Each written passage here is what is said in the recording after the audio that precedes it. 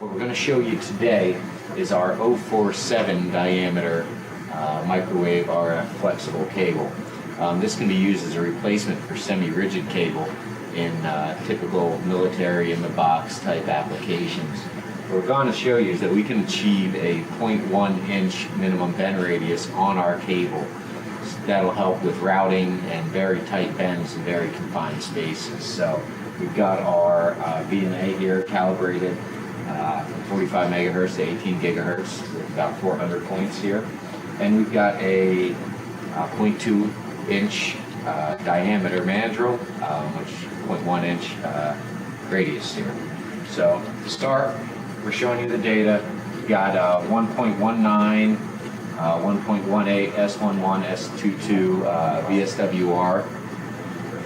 We're going to concentrate on these numbers. This is set to find the max VSWR, and we're going to impart a 90 degree 0.1 inch minimum bend on this cable here, right about in the middle of the cable. Do some maneuvering here. I'm going to tighten this there, and push it right around the mandrel, and there you have it. We're going to look at the data.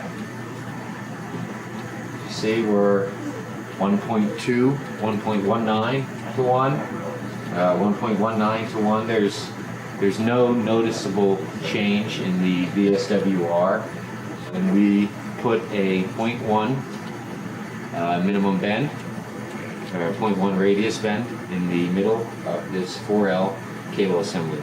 So in conclusion here, what we intended to show was that our 047 diameter flexible RF microwave cable can handle very tight bends, down to 0.1 inch single bends.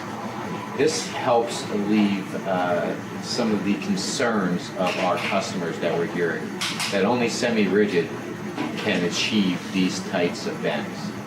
Being able to switch now from semi-rigid to a flexible and conformable cable, as you see, it's still holding its bend against the mandrel here, even if I remove this.